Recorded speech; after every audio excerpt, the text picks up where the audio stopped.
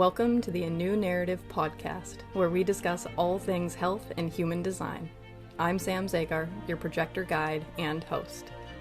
This is a show about deconditioning. My goal is to confront our conditioned, not self narratives so that we can write them anew through the lens of our true selves. It's through this process that I hope to guide you to your signature life.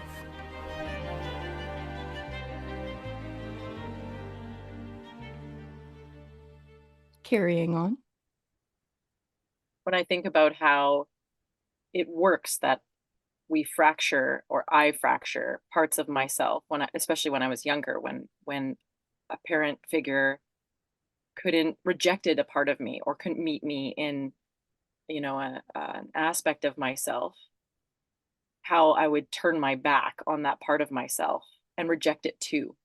And that rejection is interesting because in that moment, I push a persona away, and I equally identify with a version that isn't totally true that gets validated by the authority, the outer authority, right? By the parent finger. And it feels like similar to the way I actually heard Teal Swan say this too. The way that girls will exclude someone and bond over excluding somebody, right? Or gossip about somebody. That they'll create like a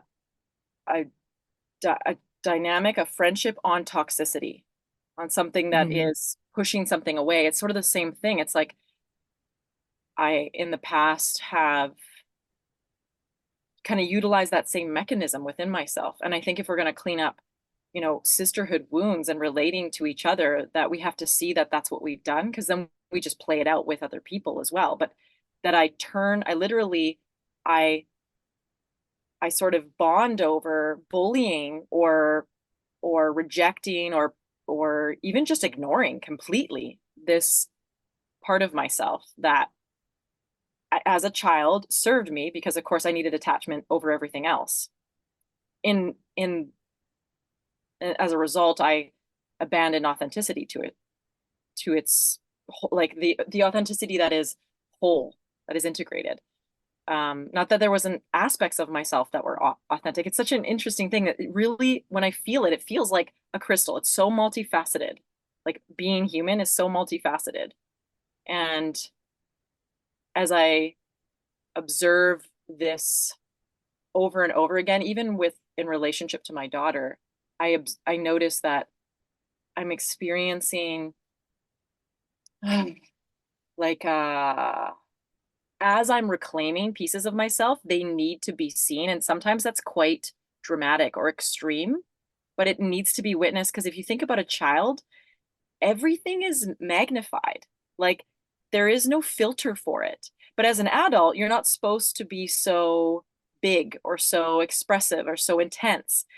And so what I notice is for myself, this is what feels really good to do, is I give myself permission to be as extreme as I need to be in the presence of somebody else. And I watch them try to reject me like my parents would, because it's exactly perfect. So that in that moment, I can choose not to reject me. I can still hold myself. And then I get actually the healing. It's like I got to play it out again. In some ways, if I keep it a secret and I do this work in private, I never actually get the full alchemization, the full realization of a whole version of me, because it can't be true on its own in isolation. That's not why we're here. That's not how, like, having this experience, it's all a projection anyway. It's all an illusion anyway, if you're going to look at it, in quantum physics terms. So I feel like it's really important that as we do this healing work, and if I hold curiosity for any person that I love around me and a behavior that they're acting out, instead of instantly jumping to some sort of label or conclusion about them or judgment about them, it's really easy to hold for. It's like what you do for your child. You hold this curiosity and unconditional love in their presence as they're working out really strange behaviors sometimes and trying different personas on even and exploring those things. We got to do the same thing for each other if we're going to heal as adults, right? So in a friendship, it's like, okay, how about a code for friendship is, will you be like, it's like a marriage vow. Will you remain curious with me? Will you be willing to observe me in a way that has the gaze of love as I reconcile these extremist and, exiled parts that have a very intense need to experience themselves in that childlike essence, in that very kind of wild way. Okay, hold on. My brain is piecing together a couple of things right now because I have a question. I have a question. You know, I liked all of that. And when we got to the point of, will this friend hold space for me? Will this friend like be curious? Will they? And it's so okay. So right off the bat, I was like, ooh, I'm hearing promise. I'm hearing will. I'm hearing certain ego things. So I'm just Mhm. holding that. Okay, I'm hearing a certain level of ego stuff. You're not an ego person. We are in an ego-based time because of the background frequency. That might not mean anything. It's just something I'm holding. But then there was a lecture I was listening to the other day. I'm pretty sure it's called Aware Partnership. And Raw talks about kind of like changing our expectations to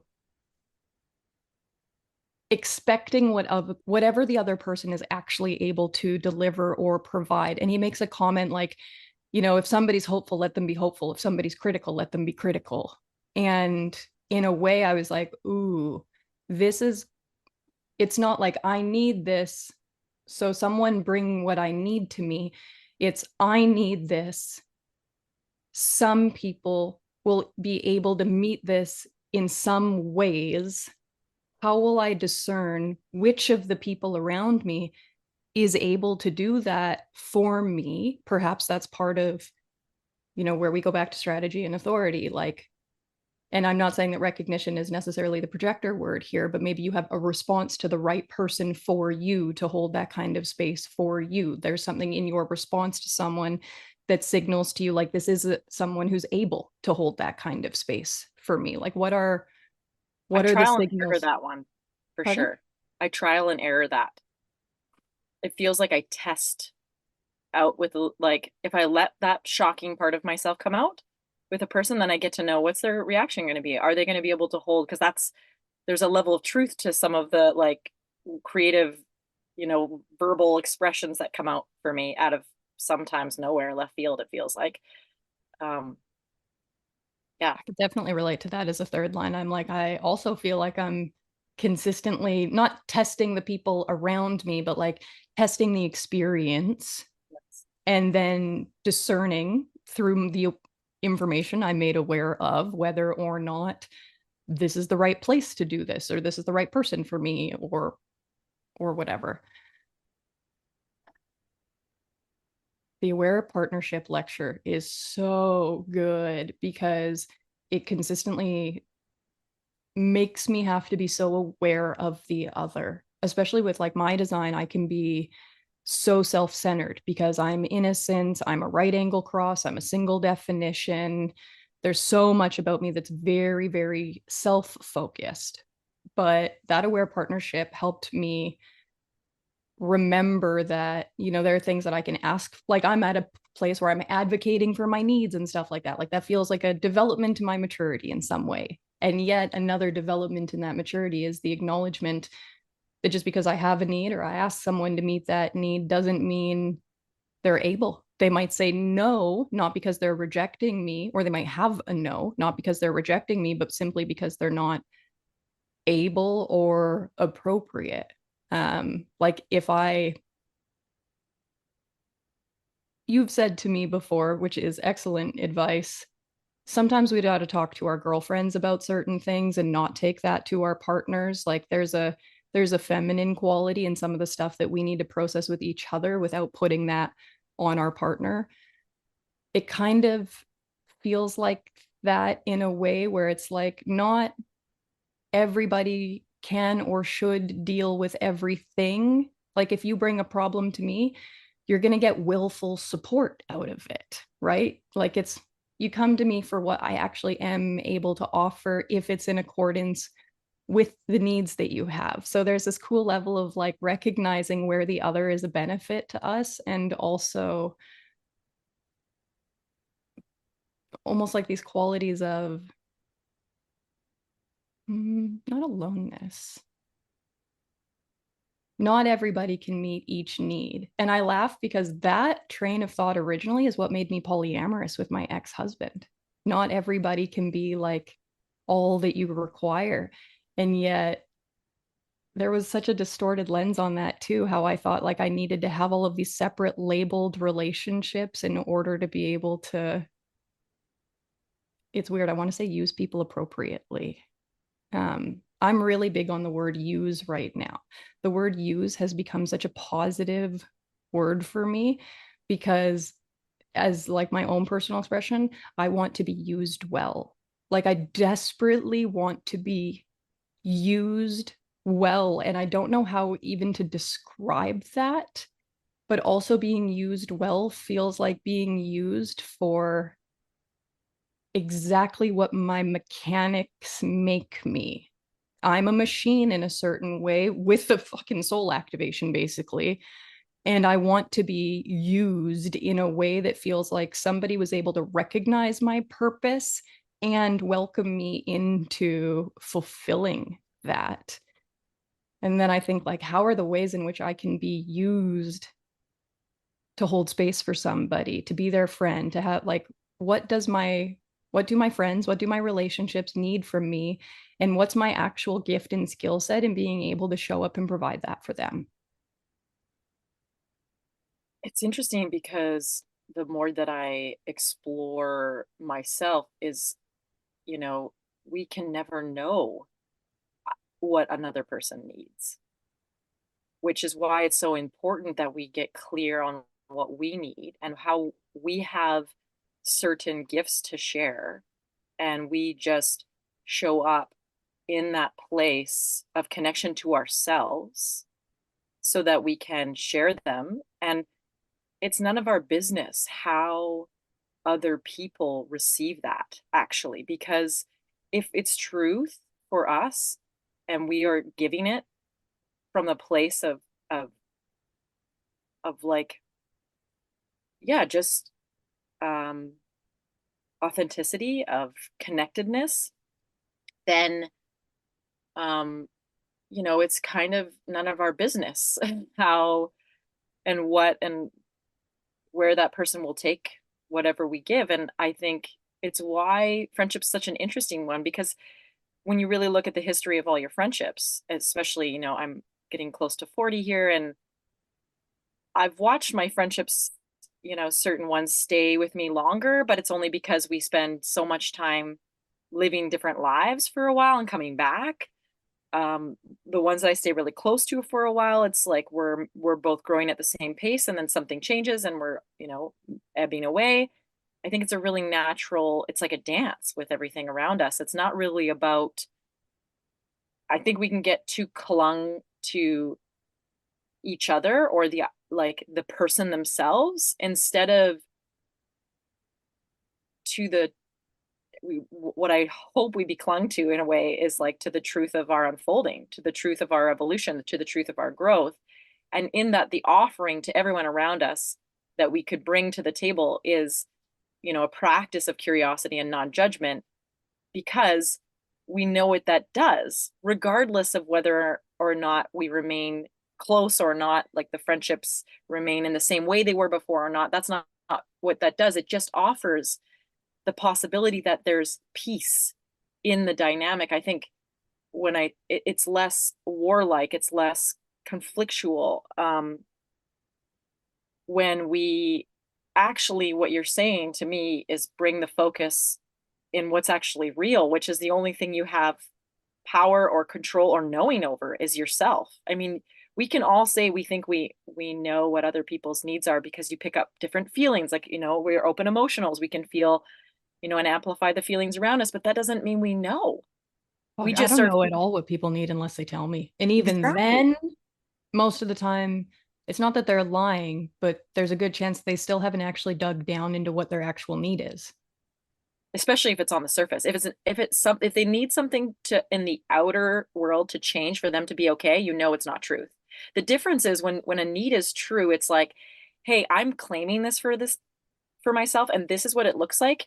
This is the action, and I'm just going to do it. I loved for you to witness me or observe me or love me in that, but it's not something that I need you to do, right? That's a true need, right? It's kind of like a boundary with children, same thing. When you set a boundary, it's something that I do to make the boundary happen. It's not something I make Rosie do, right? That doesn't work. To put the responsibility on the child to hold a boundary that she doesn't even understand what that is. Mm-hmm. I want to I want to bring two words into this conversation because we're stepping around the conversation of possible confrontation, as in, are we speaking our truth? Are we being honest, even at the level of like, are we being honest about what we need right now? You use the word eclipsed. And when you use that word, the way that you describe it is perfect for trying to describe what's happening with that. And the more that we've talked about it, I get this other word, triggered, that comes in. It's not binary, it's not duality, but I have a feeling that when most people are using the word triggered, what they actually mean is what your definition of eclipsed is.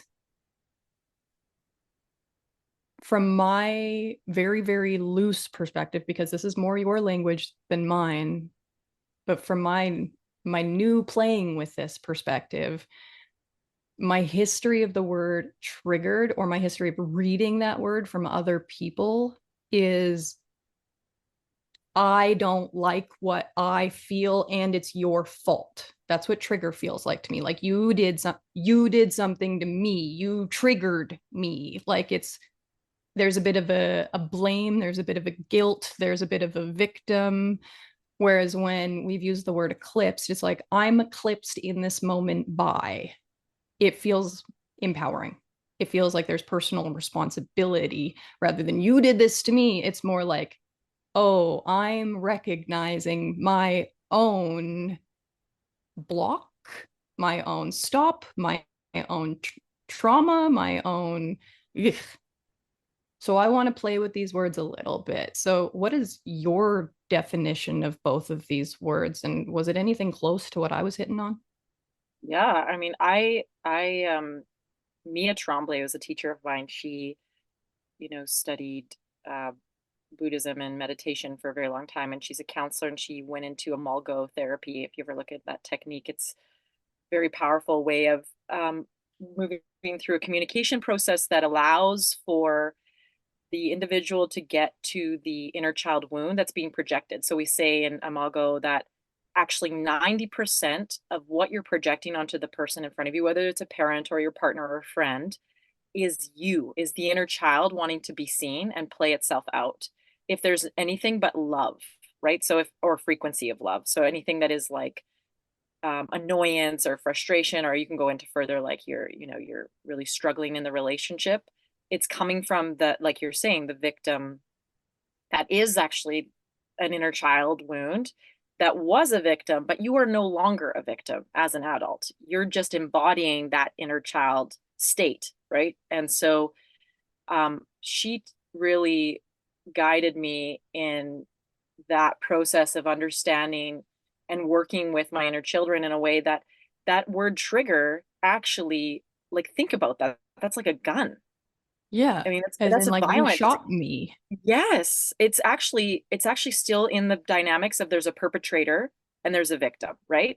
And somebody's going to come in and save us from this situation, right? Like it's never going to work out. That triangle is the never-ending loop, right? So breaking the cycle of that, which I really appreciated from her, was teaching me to really get clear. She had these little finger puppets that she would use to represent the different inner children, the different, like we were just talking about, the multifaceted personas. I mean, we all have multiple personality disorder, if you want to be real with this. In some ways, it's like we have these pieces of ourselves that we fragmented from. And the idea is that I'm driving the bus when I'm in true nature. And when I'm eclipsed, one of those littles has somehow either they've sat on my lap and they've taken the wheel, I'm allowing it. I'm just sitting back and passively, or sometimes it's I've looked the other way and they've slid into the seat and now they're driving the bus. They've eclipsed, and in this case, it's something that I can do to change it. It's not the other person's fault. Oh, I'm triggered.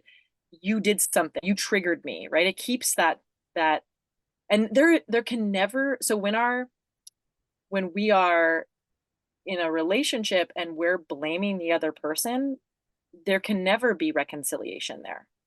There can never be reconciliation until all parties take their piece, their responsibility. And what happens in these wounds is that it's like a perfect puzzle piece. She calls it the dovetail.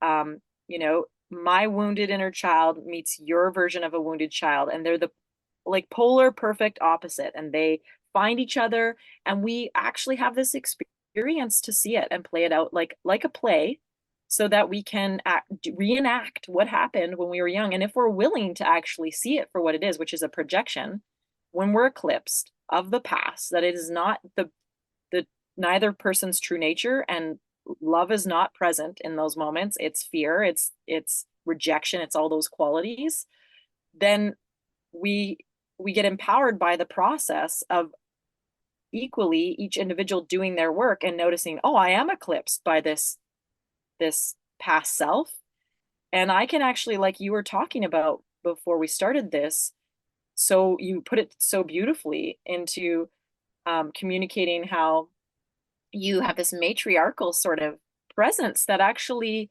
almost soothes those that's the feeling I got, the soothing quality of like, hey, you actually don't get to eclipse me right now. That's not what you're here to do, right? I see you, but I'm going to lead because the mother is meant to lead the child, right? So I love that you internally actually created this way of nurturing your little ones. Now, the next step in that is, I think, for full, where we transcend an inner child wound, where it completely almost doesn't hold anymore in the DNA and the nervous system and in the body and the tissues and the fascia, is when we get the opportunity to resolve it in real time with another person, right? When we get witnessed and seen and we get to integrate and all aspects of this being, because that's, if you think about any child, that's all they want. Like, think, mom, look at me, mom, look at me, look at me.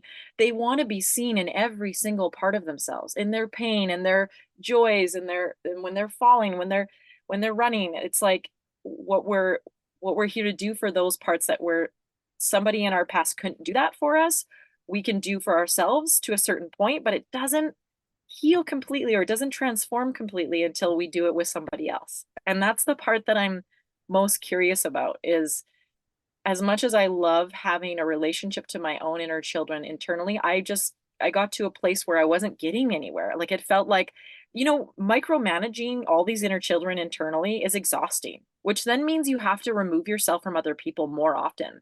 I found that the more that I wasn't willing to have these interactions with other people that I cared about, and show these other parts and communicate and take responsibility, like really claim, take ownership, apologize to how that inner child has hurt the people around me. That feels really good when I can apologize and own the ways these inner children harmed other people around me. I can finally forgive myself. I can't forgive myself until I take that responsibility and I apologize verbally out loud. Like, I've done it with my mom and my dad and my brother and my husband and friends.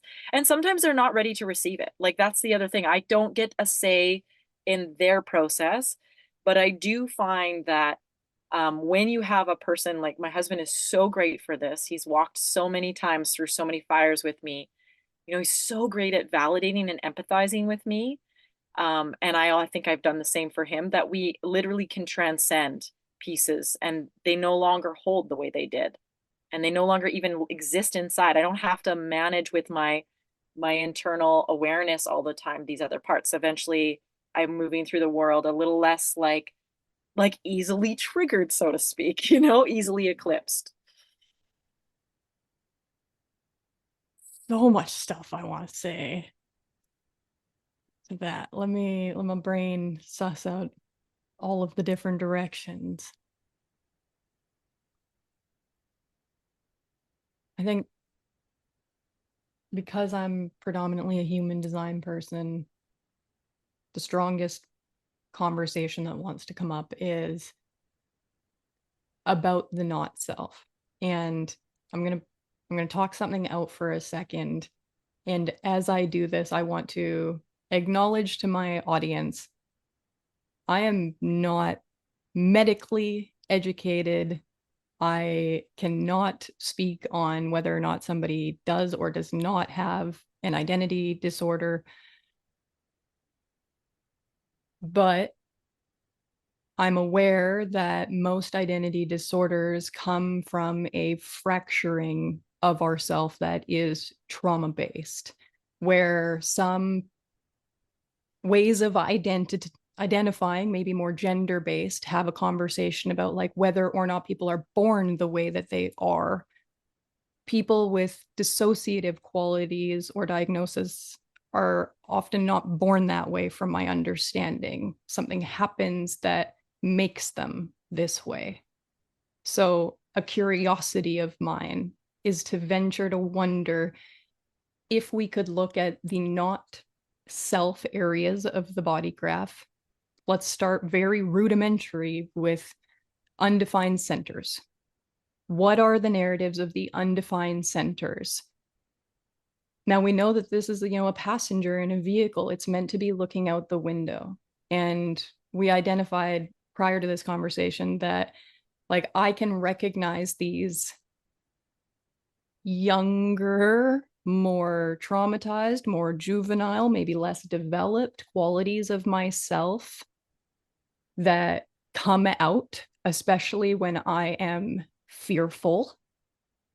And I can see how they want to drive the vehicle.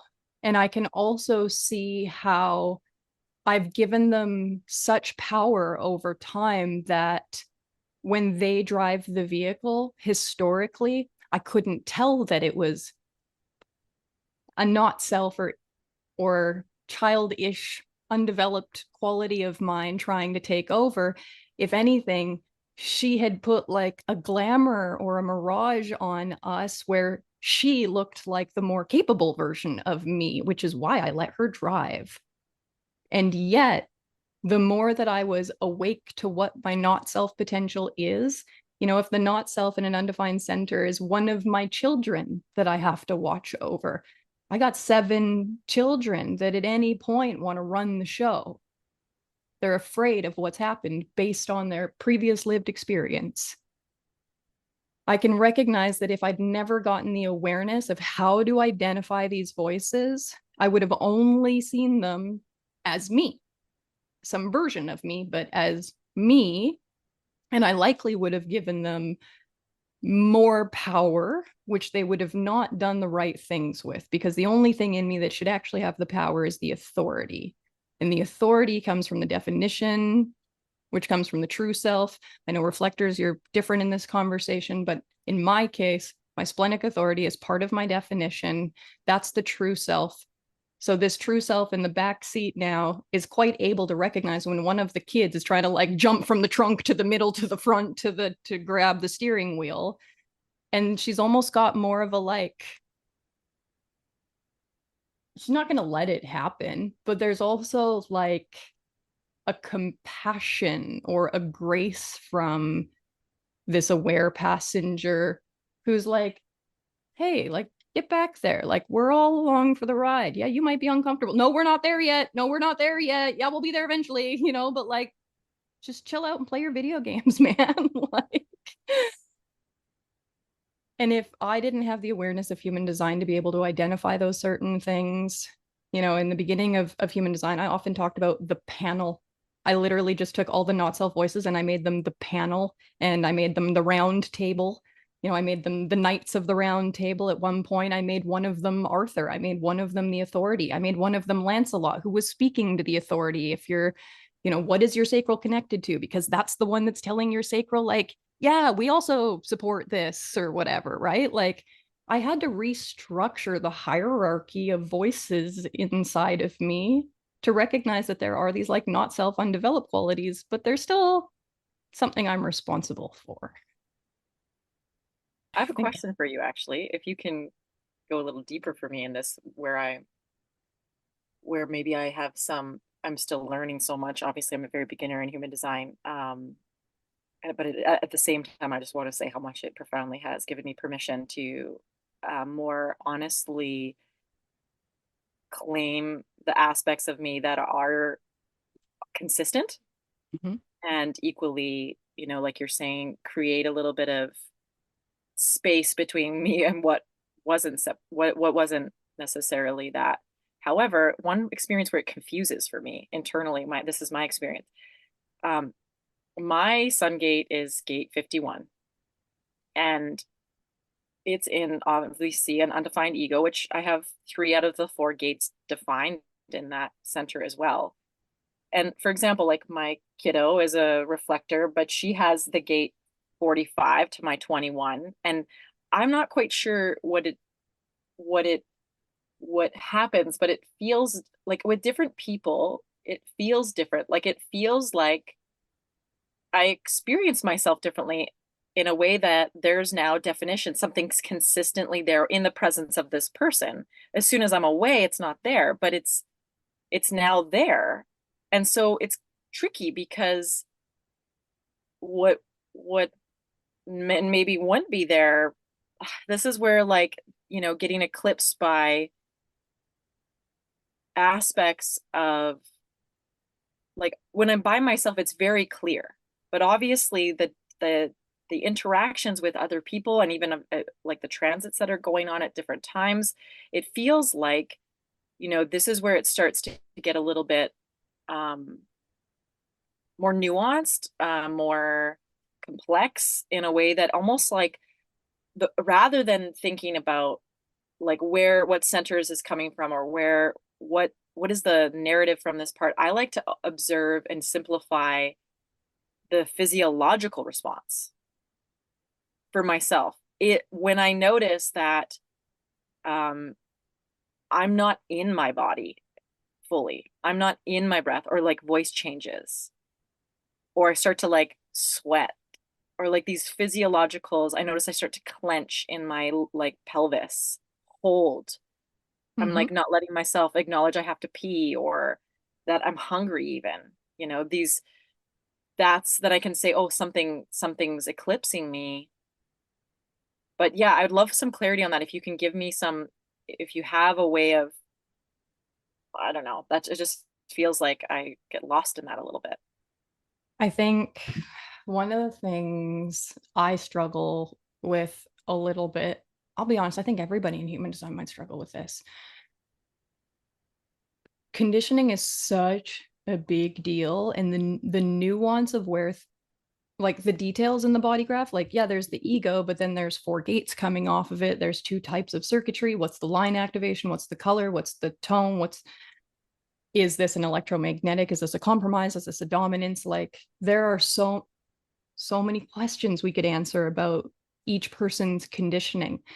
But through my listening to stories from you and Rosie, through a little bit of observation, it's almost like I wouldn't necessarily expect you to be able to articulate some of this outside of a response, outside of being asked what it actually feels like. And when you'd said, like, my physiological response, I was like, okay, based on the activations, I can see that it's the T cells, the gall, the stomach, like the gallbladder, the stomach. Like if you tell me that, your immune system crumples every time you get into a control battle with Rosie, I might be like, is it really healthy for you to be trying to use ego energy that doesn't actually exist between the two of you? If I asked you, is Rosie the hardest thing you've ever tried to control? Yeah, probably. There's that gate 21 hooked up to her 45. You're a pure individual, but as soon as Rosie's around, she activates the most dominant tribal channel between the two of you. So does this like super intense matriarchal, like mother fighter, defender, queen kind of energy come out? Like, will you fucking behead your subjects that cross your daughter? Like, will you, I don't know. What's the level of providing versus, and like support providing versus the empowerment that's natural from you? You know, you maybe try to empower her because as a third line, you think that you can try to do that, but really it's a thing that either does or doesn't happen. Maybe if you try to empower her, she blows up at you and she's like, get out of here. I don't want that or whatever. Like, are there ways in which you want to prove that you're an excellent mother or that you deserve to have her or that there's so much stuff that could come up there? And then also, as soon as you're out of the room from her, as soon as you're away from her, it all just disappears. You're not fighting for control. You don't give a shit about providing. You're not trying to support anyone. You just get to revert back to being yourself. It's like she only brings out this quality of you when she's in the room, but God forbid she was always in the room. You would see yourself as the conditioned side of you, as the true side of you. Right. So is that because it's what did you call it? Electromagnetic Electromagnetic. channel?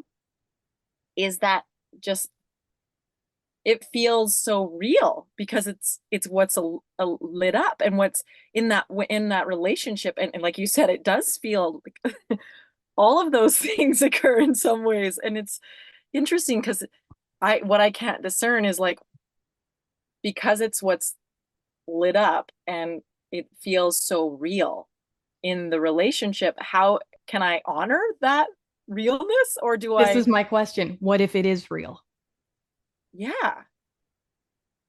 Ross said one thing in a lecture that I'll never, ever be able to get out of my brain. It was like Raw gave me a devil's advocate moment where he talked Okay. about being in relationship. He was trying to encourage type for type relationships. And he was also talking about what happens if you're outside of a type for type relationship. And he said, for projectors, the most powerful the most powerful thing a projector can become is a manifester. If you can get two projectors in a relationship that create electromagnetic definition where they technically become a manifester, they're unstoppable as a couple. Ah, And I interesting. was like,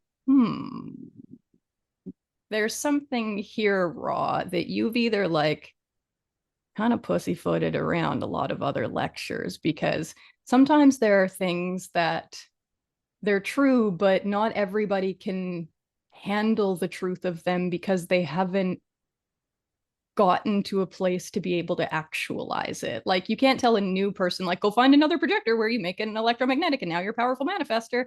If they don't know anything about any of the actual mechanics, they just wouldn't know how to do the thing. But I have these questions. And again, third line, I got to try, right? I got to test it. I don't know what's going on here. But when Raw makes the point of like two projectors can become, quote, can become when you're in aura Yeah. together, what do you become? Especially Yeah. when you bring people together that make a penta. The penta locks people in and locks other people out. Like the Well, mechanics take over. yeah, that I had an experience where I was mirrored because Ben and I's were 1 and 8, and the one place we go out is the ego center. But then Rosie came along.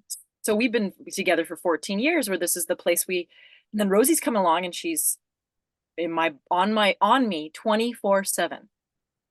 And something really changed between it. We went through a really interesting, I'm sure this happens with all bringing in children because of course this again is the penta's awakening and things are happening within that as well, but there's an aspect where it felt like I felt the most sort of like I felt constant feeling of not enoughness or like unworthiness that if I'm indulged in was like a freaking river, especially with the conditioning that goes on out externally, was gone.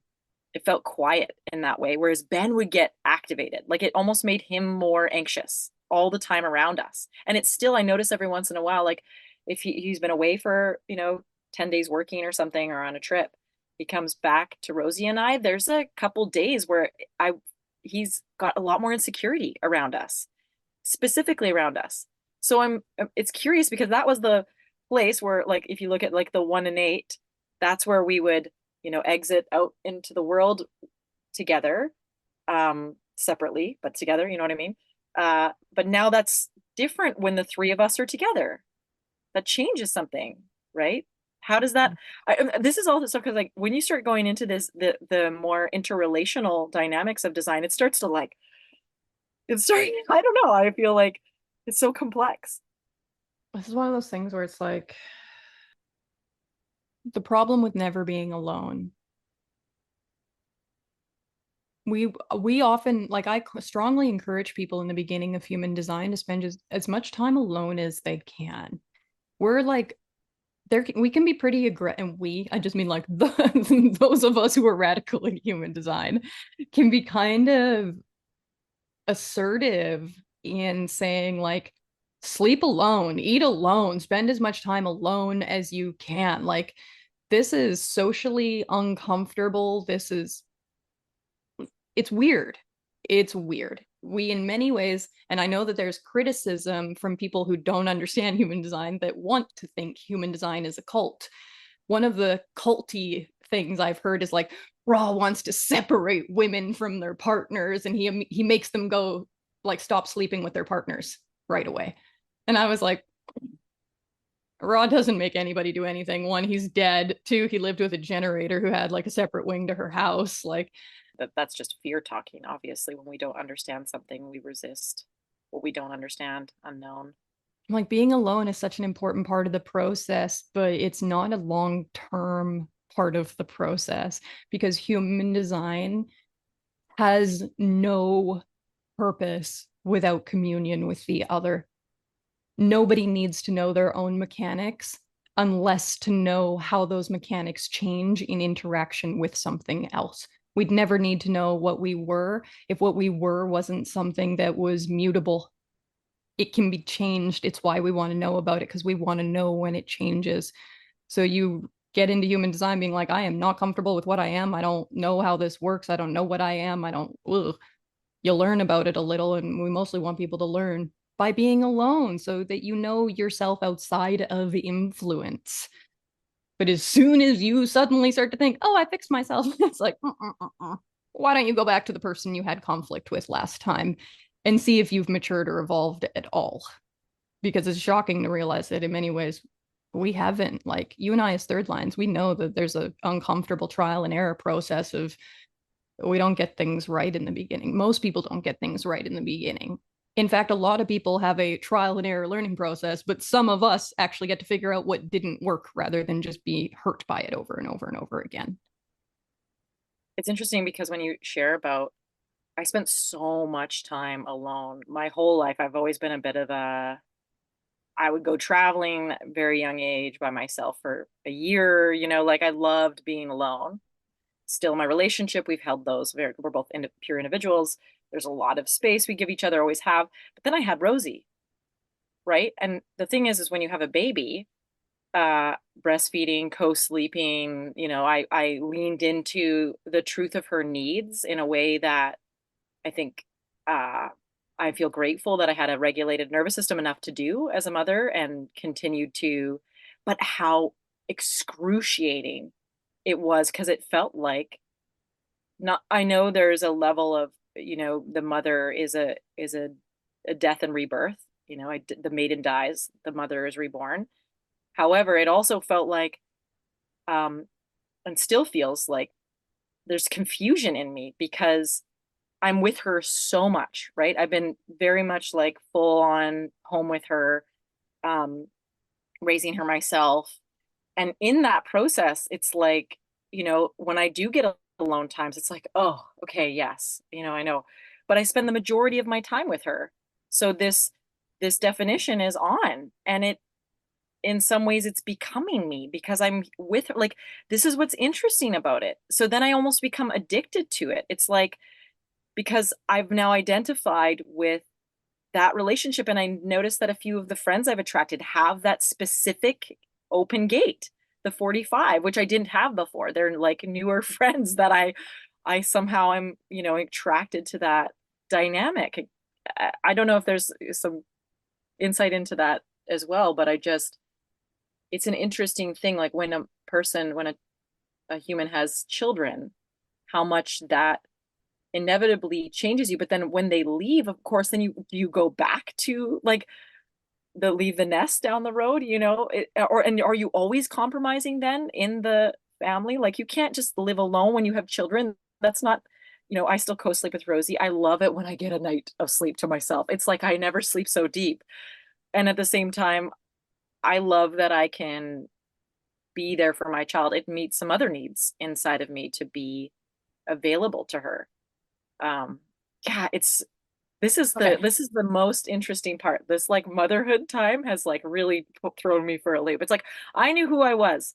I could live my own definition very easily before her. And since, I find it trickier. Okay, I'm going to give you a little bit of, I like doing this. It's not an answer, but I'm going to give you information that will likely start you on a discovery path, and we'll see what you uncover for it if you respond to any of it. But Rosie's gate 45 hooking up to your 21 is incredibly significant for the purpose that Rosie's sun gate, so Rosie's a reflector for anyone listening, she's also a quad right. Rosie's sun gate, so none of her centers have definition, is gate 45. She's the cross of rulership number 2. Now, my historical partner, the emotional manifester, is also the cross of rulership number 2. So I have some personal information about what this cross is Okay. like and what it does. One of my funniest things about this 45, the 45 is the voice of dominance. It's the voice and manifestation of dominance. It's the king or queen.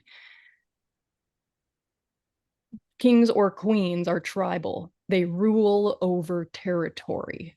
There are certain kings and queens that take territory. There are other kings and queens who are given territory. I look at this through the lens of, okay, so again, my historical relationship, emotional manifester. We've always worked together. Always. We've always been in business together.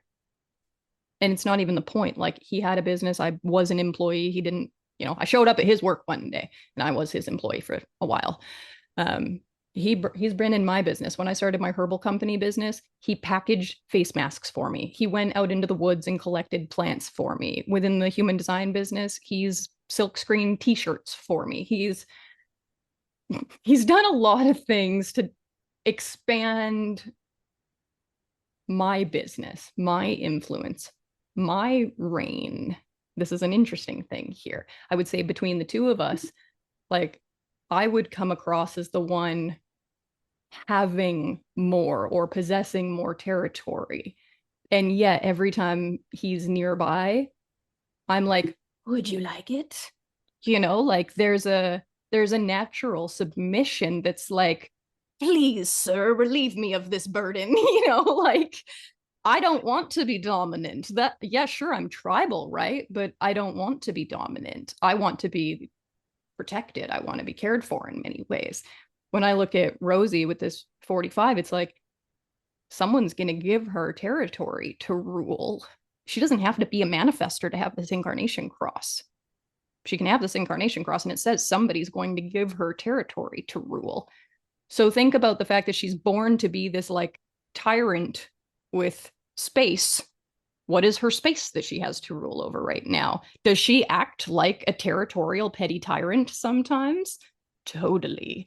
But also, when I look at gate 45, this is one of the most important things you were saying. Like, it changes me to have this condition me all the time. Gate 45 brings the amino acid of cysteine. That's not normal for you. You have the normal amino acid in gate 21.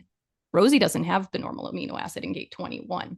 So there's a draw here in that when you're together, And it's like, again, not the answer, but the direction here. If you research cysteine as an amino acid, what does it change about your body? What do you need it for to function well? What doesn't function well when you have a deficit of this? What are the foods you can get it from? Do you crave those foods? Are you repelled by those foods? Did you like those foods before you had Rosie around? Like, can we reduce this to a scientific building block? And can we look at this entirely unemotionally and see how this has affected your life? Can we look at how you've actually been genetically altered in the presence of somebody else? And so this is the case for all relationships. Mm-hmm. So the more you spend time with certain Long form transits can change your body chemistry according to the amino acids. So partnerships have to be able to do the same thing. This is the part about human design where I'm like, oh. Yeah. Okay, Yes. it's a perfect place to close. I'm amazed we made it this long before my babysitting responsibility showed up. Amazing. And if anybody didn't come on, if you're my audience and you're listening to this and you made it this far, you know that was Kaitlin. Yeah. Yeah. Okay, stay tuned. She'll be back next month. And yeah, thanks for listening to us. Anything you want to close with, Kaitlin? Just, you're incredible. Thank you for always blowing my mind. And thank you everyone that shows up to explore these things with us. It's so fun to trial and error with you.